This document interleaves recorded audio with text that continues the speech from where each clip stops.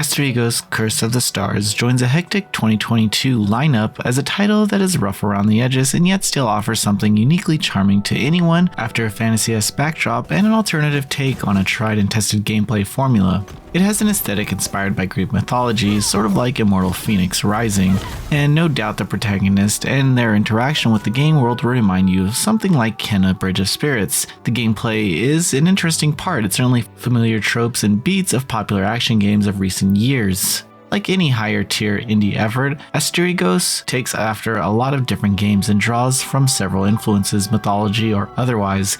The result is a cohesive game world with a lot to explore and discover, along with some thought put into the design and progression. To think that Hafthor and Gunnarsson died. What the hell could have happened with Operation Ashwind?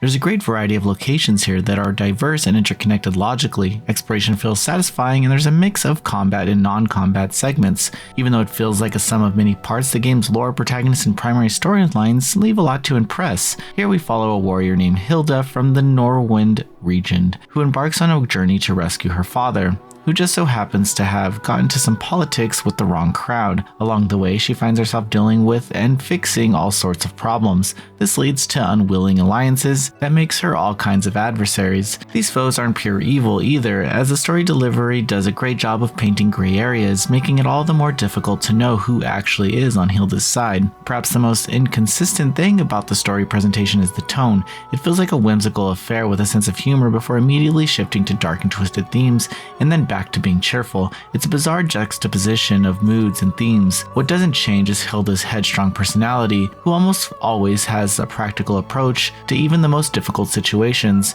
and has a way of rolling with the punches. She engages in personal monologues a fair bit, and her interconnections with the NPCs are interesting thanks to the dialogue options. The game has the right idea with its artistic influences, but it can all feel inconsistent and messy in execution. Some characters and enemy designs are stronger than others, and even some of the environments are blander than the more prominent ones you come across. But of course this goes with the enemy designs too. The inconsistency further amplifies the strange art direction and graphical presentation. There are moments of brilliance in some detailed monster animations, but for the most part everything is just so choppy, and the texture mapping feels dated. The game begins strong in its opening sequence before the graphical prowess and presentation take a noticeable dive. Despite graphical inconsistencies, the amount of content remains enjoyable about the adventure, as all types of collectibles lend themselves to world building. It's a pretty bleak and twisted setting, and the mythological lore is both dark and fascinating. The adventure and exploration are almost akin to The Legend of Zelda, with some environmental puzzles and a greater emphasis on boss encounters.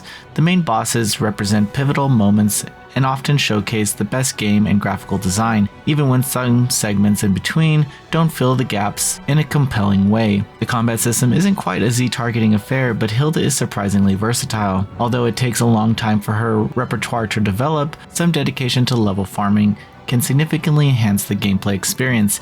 It may initially seem like a dodge, roll, and attack affair as you try to work around a stamina bar, but this is just the early stages as our hero has a lot more up her sleeve. From the various weapons to skill trees to elemental enhancements to even special attacks, there are many things Hilda can do, but it still takes quite a long time for players to get there. And yes, Hilda can in fact jump. Strangely enough, the game waits a fair bit before it teaches you how to do this simple thing. It would have been good if the pace of learning these elements of gameplay were a bit quicker, but as an RPG you can level grind to get the most out of the unlockable skills earlier. It is a challenging game, but not ridiculously so. The challenge feels satisfying even on the easiest setting, and there's an organic flow to the difficulty progression. Navigation can feel a little opaque sometimes, but after the early sections, the game lets you tackle most main objectives in any order you wish. There are plenty of optional detours too, so feel free to engage with the interconnected map. It's almost too easy to call Asterigos Curse of the Stars derivative, and yet it's hard not to find so many familiar gameplay tropes in the mechanics and design. The experience struggles with consistencies, especially in its graphical and artistic presentation, and yet this feels like a worthy alternative to everything else. Are there other games available that might do some of these elements better? Sure, but Asterigos can still surprise you if you're after something different and far less punishing. Noisy Pixel is giving Asterigos Curse of the Stars a 7.5 out of 10. Thanks for watching. Please read the full review at noisypixel.net. Noisy Pixel is run by a group of gamers who work hard to deliver news, reviews, previews, and more. Please subscribe to keep up with all our future content.